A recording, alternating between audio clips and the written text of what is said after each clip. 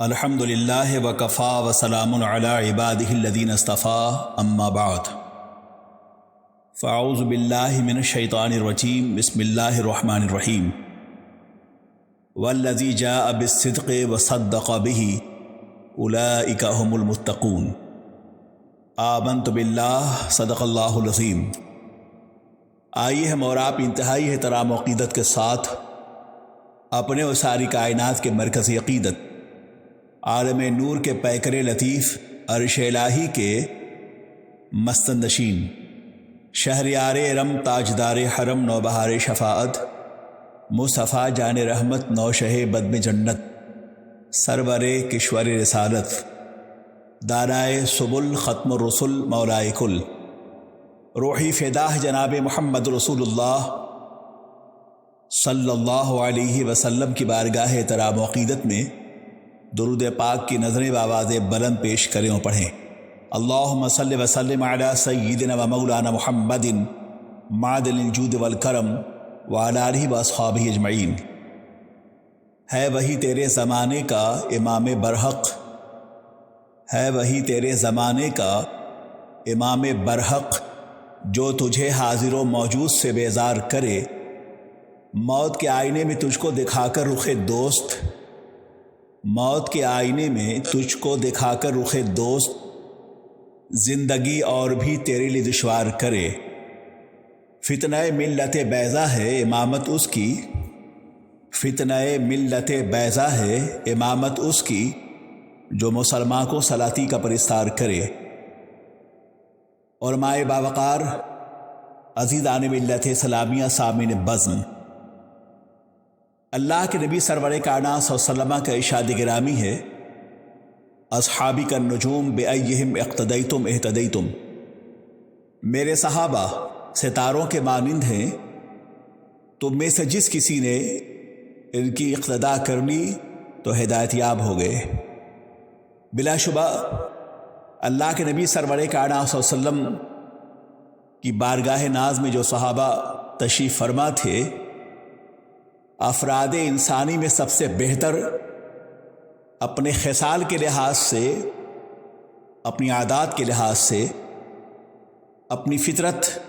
عمل کے لحاظ سے، اپنی دانائی اور امانت داری کے لحاظ سے وہ سب سے عظیم سے سب سے بہتر تھے۔ ایسا محسوس ہوتا ہے جیسے کہ مشیت نے افراد انسانی میں جو جماعت، اخلاص، دینداری، امانت داری، شعور، تقوی، ریاضت، مشاہدہ، مجاہدے کے لحاظ سے جو جماعت سب سے زیادہ عظیم اور بہتر تھی، اللہ کے نبی کے قدموں میں مشیت الہی نے انہیں کھڑا کر دیا تھا۔ یہ وہ صحابہ ہیں جو ستاروں کے مانند ہیں اور بھٹکی ہوئی انسانیت کو ظلمتوں کے راہوں میں انوار و تجلیات کی شاہراہیں یہ عطا فرماتے رہیں گے۔ بھٹکتی ہوئی نسلوں کو ہر دور میں ان کی قیادت حاصل رہے گی اور وہ ہر دور کے امام رہیں گے۔ جس طرح کہ رات کے اندھیرے میں کوئی سمندری سفر کر رہا ہو تو یہ قطب تارے اسے منزل کا پتہ دیتے ہیں، ایسے ہی ہدایت کے آسمان پر یہ صحابہ ستاروں کے مانند ہیں۔ اگر ہم زندگی کے صحرا میں، اندھیروں میں، ظلمات میں اگر بھٹکیں گے تو ان کی روشنیاں ہمیں ایمان و اسلام کی راہوں پہ سہارا دیں گی۔ عزیزان محترم، قابل احترام بزرگ دوستو، نبی مکرم سرور کائنات صلی اللہ علیہ وسلم کے تمام صحابہ عشق و محبت کے پیکر ہیں، اخلاص و وارفتگی کا نمونہ ہیں۔ ہر صحابی اپنے عمل کے لحاظ سے، اپنی مرتبت کے لحاظ سے وہ بہت ہی عظیم ہے اور صاحب فضیلت ہے،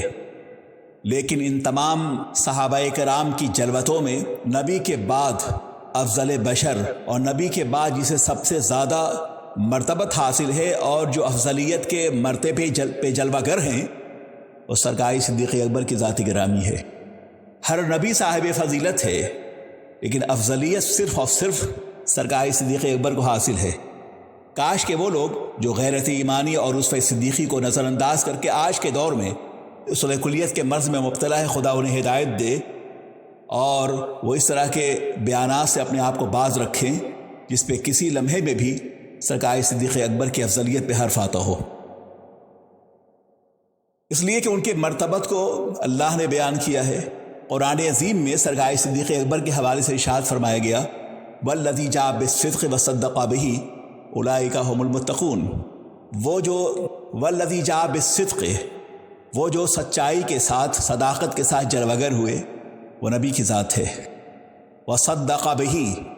اور جس نظام رحمت کی جلوگری کے بعد، جس رسول کی تشریف آوری کے بعد، جن کے لائے ہوئے نظام رحمت کی، معجزات کی، دیانتداری کی، علم و فضل کی، نبوت و رسالت کی، ان کی عظمتوں کی جس نے سب سے پہلے تصدیق کی ہے، وہ سرکار صدیق اکبر کی ذات گرامی ہے۔ وصدق بہ اولئک هم المتقون، یہ وہ لوگ ہیں جو تقوی شعار ہیں۔ حضرت صدیق اکبر رضی اللہ تعالیٰ عنہ کے حوالے سے بلا شبہ تمام صحابہ کرام اپنے علم کے لحاظ سے، اپنے فضل کے لحاظ سے، اپنی تقوی و طہارت کے لحاظ سے بڑے عظیم ہیں، مگر سرکار صدیق اکبر کا مقام ان سب سے بلند ہے۔ بارگاہ رسول کے معزاز سناش ہے صدیق اکبر، نگہ مصطفیٰ کے انتخاب ہے صدیق اکبر، یار غار رسول ہیں صدیق اکبر، قرآن پاک کے سب سے پہلے مدون ہیں صدیق اکبر، نبی کے بعد حق امامت جسے حاصل ہے وہ صدیق اکبر ہے۔ آپ کو جان کر یہ حیرت ہوگی، اور مؤرخین اور محدثین نے بڑی وضاحت کے ساتھ اس کی تشریح فرمائی ہے کہ اللہ کے نبی سرور کائنات صلی اللہ علیہ وسلم ہجرت کے بعد جب مدینہ منورہ تشریف لے گئے تو وہاں پر دیکھا کہ کھلا ہوا میدان تھا جو یتیم بچوں کا تھا۔ خدا کے رسول نے ان یتیم بچوں کو بلایا اور کہا کہ اللہ کے گھر کی تعمیر یہاں کرنی ہے، اسے ہمیں بیچ دو۔ ان یتیم بچوں نے کہا فداک ابی و امی یا رسول اللہ، آپ کے قدموں پہ میرے ماں باپ قربان ہو جائیں اللہ کے رسول، یہ زمین آپ اللہ کے گھر کے قیام کے لیے ہم وقف کرتے ہیں، اسے لے لیجئے۔ خدا کے رسول نے ارشاد فرمایا نہیں، ایسا نہیں، میں یتیم بچوں سے ان کا حق نہیں لیتا۔ اللہ کے رسول سرور کائنات کی بارگاہ مقدس میں صدیق اکبر نے کہا اے اللہ کے رسول، اس زمین کی قیمت میں پیش کرتا ہوں۔ صدیق اکبر نے رسول اللہ سرور کائنات کی رضا کی خاطر وہ زمین ان یتیم بچوں سے خرید کر اور اللہ کے دین کے لیے وقف کر دی۔ آج وہی زمین ہے جہاں مسجد نبوی شریف ہے، جو زمین جہاں مسجد نبوی شریف ہے وہ صدیق کی زمین ہے، جو ریاض الجنہ ہے وہ صدیق کی زمین ہے، جو محراب رسول ہے وہ صدیق کی زمین ہے، جہاں مؤذن اذان دیتے ہیں وہ صدیق کی زمین ہے، جہاں بلال حبشی اذان دیتے تھے وہ صدیق کی زمین ہے، جو گوشہ ابو ذر و سلمان ہے وہ صدیق کی زمین ہے، جو درسگاہ رسول ہے وہ صدیق اکبر کی زمین ہے، جہاں محراب رسول ہے وہ صدیق اکبر کی زمین ہے، جہاں باب جبریل ہے وہ صدیق اکبر کی زمین ہے، جہاں شب و روز فرشتے نازل ہوتے ہیں درود و سلام کے لیے وہ صدیق اکبر کی زمین ہے، جہاں گنبد خضرا ہے صدیق اکبر کی زمین ہے، جہاں ریاض الجنہ ہے وہ صدیق اکبر کی زمین ہے، جہاں درسگاہ رسول ہے وہ صدیق اکبر کی زمین ہے، جہاں اصحاب صفہ جلوگر ہوا کرتے تھے وہ صدیق اکبر کی زمین ہے، جہاں مملکت الہی کے بے تاج بادشاہ جلوگر ہوتے تھے وہ صدیق اکبر کی زمین ہے، جو یہاں سرور کائنات تشریف فرما تھے وہ صدیق اکبر کی زمین ہے، جہاں سے فیصلے ہوا کرتے تھے وہ صدیق اکبر کی زمین ہے، جہاں سے نظام کائنات کے اقتدار گیر مالک جلوگر تھے وہ صدیق اکبر کی زمین ہے، جہاں انسانی اقدار، انسانی تہذیب و تمدن کے لیے جہاں سب سے پہلے اسلامی جمہوریت کی بنیاد رکھی گئی وہ صدیق اکبر کی زمین ہے۔ وہ صدیق اکبر ہیں جو آج بھی صحبت رسول میں جلوگر ہیں، قدم ناز مصطفیٰ میں جلوگر ہیں، اور عالم یہ ہے کہ جب تک صدیق اکبر بقید حیات رہے ہر لمحہ وہ صحبت رسول سے مستفیض ہوتے رہے، اور آج عالم یہ ہے ہجرت کی رات ہو تو صدیق اکبر ساتھ ہیں، غار ثور ہو تو صدیق اکبر ساتھ ہیں، مدینہ تشریف آوری ہوئی سرکار کی صدیق اکبر ساتھ ہیں، اور مصلی رسول ہو تو صدیق اکبر ساتھ ہیں، وفا کی راہوں میں تن من دھن قربان کرنا ہو تو صدیق اکبر ساتھ ہیں، جنگ کا ماحول ہو تو صدیق اکبر ساتھ ہیں، وفا کی راہیں ہوں تو صدیق اکبر ساتھ ہیں، اور تن من دھن بارگاہ رسالت میں قربان کرنا ہو تو صدیق اکبر ساتھ ہیں۔ کیا خیال ہے آپ کا؟ غزوہ تبوک کے حوالے سے ہر صحابی نے اپنی حیثیت کے مطابق جو کچھ ان کے پاس تھا بارگاہ مصطفیٰ میں لے کر وہ حاضر ہو گیا۔ خدا کے رسول نے حضرت عمر سے پوچھا عمر کیا لے کر آئے ہو؟ کہا اللہ کے رسول جو کچھ تھا وہ لے کر حاضر ہو گیا ہوں کہ بچوں کے لیے چھوڑ آیا ہوں۔ حضرت عثمان غنی سے سرکار نے پوچھا کہ عثمان تم کیا لے کر آئے ہو؟ تو آپ نے کہا یا رسول اللہ کچھ لے کر آیا ہوں، کچھ بچوں کے لیے چھوڑ آیا ہوں۔ حضرت علی سے پوچھا علی تم کیا لے کر آئے ہو؟ تو حضرت علی نے کہا یا رسول اللہ کچھ لے کر آیا ہوں، کچھ حسنین کے لیے چھوڑ آیا ہوں گھر پہ۔ جب خدا کے رسول نے حضرت صدیق اکبر سے پوچھا کہ ابو بکر تم کیا لے کر آئے ہو، تو صدیق اکبر نے کہا یا رسول اللہ جو کچھ تھا ہمارے پاس وہ آپ کی خدمت میں لے کے حاضر آ گیا ہوں۔ خدا کے رسول نے مسکرا کے پوچھا ابو بکر پھر گھر میں بچوں کے لیے کیا چھوڑا ہے تم نے؟ تو سرکار صدیق اکبر نے کہا یا رسول اللہ ابقیت لہم اللہ ورسولہ، ہم نے اپنے گھر میں اپنے اللہ کو چھوڑا ہے اور اس کے رسول کو چھوڑا ہے۔ یہ کیا کیفیت ہے، یہ کیا جذبہ ایمانی ہے، یہ کیا شوق فراوہ ہے، کیا یہ جذبہ ایثار ہے کہ جان و دل ہوش و خرد سب آپ نے سرکار کے قدموں پہ قربان کر دیا۔ اور عالم یہ ہے کہ نبی کے قدموں میں نگاہوں کا فرش بچھا کر بھی تمام متاع فکر و فن کو اور جذبہ ایثار کی اس فراوانی کے باوجود عالم یہ تھا کہ کہہ رہے ہیں یا رسول اللہ اس حال میں آپ مجھ سے راضی ہیں کہ راضی نہیں ہیں؟ اب اسی حال میں آسمان کی بلندیوں سے سدرۃ المنتہا کی چہکتی ہوئی بلبل جبریل امین جلوگر ہوتے ہیں، نبی کی بارگاہ میں تشریف لاتے ہیں اور کہتے ہیں اللہ کے رسول ابو بکر پہ آپ کا خدا سلام بھیجتا ہے۔ ابو بکر سے پوچھئے کہ اس حال میں جب کہ یہ سب کچھ آپ کے قدموں پہ قربان کر چکے ہیں یہ اپنے اللہ سے راضی ہیں کہ راضی نہیں ہیں؟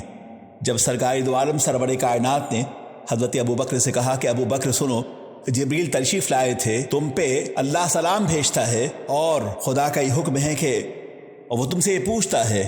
کہ ابو بکر یہ بتاؤ کہ تم اس حال میں حالت فقر میں تم راضی ہو کہ راضی نہیں ہو؟ تو حضرت صدیق اکبر سننے کے بعد وجد میں آ گئے اور کہا انا عن ربی راضٍ، انا عن ربی راضٍ، میں اپنے رب سے راضی ہوں، میں اپنے رب سے راضی ہوں۔ کیا کیفیت ہے صدیق اکبر کی! توحید تو یہ ہے کہ خدا حشر میں کہہ دے یہ بندہ دو عالم سے خفا میرے لیے ہے، وہ صدیق اکبر کی ذات گرامی ہے۔ حضرات محترم، سرکاری صدیق اکبر رضی اللہ تعالیٰ عنہ کا عشق رسالت اہل عشق و محبت کے لیے ایک معتبر ترین حوالہ ہے۔ ساری زندگی آپ نے آقائے دو جہاں سرور کائنات صلی اللہ علیہ وسلم کی رضا کا آپ طالب رہے، ملت اسلامیہ کا یہ بے تاج بادشاہ، اہل مروت کا قافلہ سالار، اہل حق کا امیر کارواں، حبیب خدا کا خلیل صادق، حضور خاتم النبیین کی ختم نبوت کا بے لوث محافظ،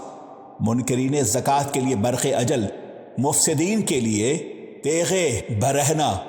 اور دین مصطفیٰ کے عظیم مبلغ، زندگی بھر رضا الہی کا طالب رہا۔ آپ کی دینی خدمات اور نبی مکرم سرور کائنات صلی اللہ علیہ وسلم کی رفاقت میں گزرے ہوئے آپ کے لمحات حیات اس قدر وجد آفری ہیں کہ نبی مکرم سرور کائنات نے ارشاد فرمایا کہ اللہ نے مجھے اپنا خلیل بنایا ہے، جس طرح کہ حضرت ابراہیم علیہ السلام کو اللہ نے اپنا خلیل بنایا تھا۔ اور ہر نبی کا اس کی امت میں خلیل ہوتا ہے، اور میرا خلیل ابو بکر ہیں۔ کیا کہنے، کیا مقدرات کی معراج ہے! رات کی سیاہ زلفوں پر ہر طرف چاندنی بکھری ہوئی تھی، 14ویں رات کا چاند اپنے پورے شباب پر تھا، ستاروں کی انجمن ہر طرف پھیلی ہوئی تھی۔ حضرت عائشہ صدیقہ رضی اللہ تعالیٰ عنہ نے سرکار سے پوچھا یا رسول اللہ آسمان پہ تارے جو ہیں وہ نظر آ رہے ہیں، اللہ کے نبی کیا آپ کی امت میں کوئی ایسا فرد ہے جس کی نیکیاں آسمان کے ان چمکتے ہوئے تاروں کی طرح ہو؟ اللہ کے نبی سرور کائنات صلی اللہ علیہ وسلم سے سیدہ عائشہ صدیقہ نے اس لیے پوچھا تھا کہ یہ بے علموں کے علیم ہیں اور یہ بے خبروں کے خبیر ہیں، اللہ نے انہیں علم ما کان و ما یکون عطا فرمایا ہے۔ ازل سے لے کر ابد تک کائنات آفاق و انفس کا کوئی ایسا گوشہ نہیں ہے جو رحمت مصطفیٰ سے مستفیض نہ ہو اور جس کی خبر مصطفیٰ نہ رکھتے ہوں۔ یہ عقیدہ ہے سیدہ عائشہ صدیقہ رضی اللہ تعالیٰ عنہ کا۔ تبھی تو آپ نے سرکار سے پوچھا ہے۔ اللہ کے نبی سرور کائنات نے مسکرا کے کہا کہ ہاں عائشہ، ہماری امت کا ایک فرد ہے جس کی نیکیاں ان ستاروں کی مانند ہیں، ستاروں کی طرح ہیں، اس کا نام فاروق اعظم ہے، عمر بن الخطاب ہے۔ حضرت عائشہ صدیقہ یہ سمجھ رہی تھی وہ شاید میرے ابا حضور حضرت صدیق اکبر کے حوالے سے حضور کا جواب ہوگا۔ پھر سیدہ عائشہ صدیقہ نے کہا یا رسول اللہ پھر میرے ابا حضور ان کی مرتبت کیا ہے، ان کی نیکیوں کا عالم کیا ہے؟ تو سرکار دو عالم ارشاد فرمایا کہ عائشہ سنو کہ عمر کی یہ تمام نیکیاں ابو بکر کی ایک نیکی کے برابر ہے۔ اب اندازہ کریں کہ ان کا مقام کیا ہے اور ان کی مرتبت کا عالم کیا ہے۔ یہی وجہ ہے کہ جب خلافت اور رسول گرامی وقار سرور کائنات صلی اللہ علیہ وسلم کی جانشینی کا مسئلہ اٹھا تو مہاجرین و انصار مشورت کے لیے جمع ہوئے۔ اس موقع پہ ایک رائے یہ پیش کی گئی کہ ایک امیر انصار اور ایک امیر مہاجرین میں سے منتخب کیا جائے۔ اس پر سیدنا عمر فاروق رضی اللہ تعالیٰ عنہ کھڑے ہو گئے اور خطاب کرتے ہوئے فرمایا، اے لوگوں یہ بتاؤ کہ میں تم سے پوچھتا ہوں کہ ہم میں کون ایسا شخص ہے جو ان 3 فضیلتوں کا جامع ہو؟ ثانی اثنین اذ ہما فی الغار اذ یقول لصاحبہ لا تحزن ان اللہ معنا۔ اب اندازہ 3 باتیں سرکار فاروق اعظم نے کہی تھی جب سرکار صدیق اکبر کی خلافت کا مسئلہ آیا کہ ہم میں کون ہے یہ بتائے کہ جو اس منصب پہ جلوگر ہو۔ نمبر 1 ثانی اثنین اذ ہما فی الغار، نمبر 2 اذ یقول لصاحبہ،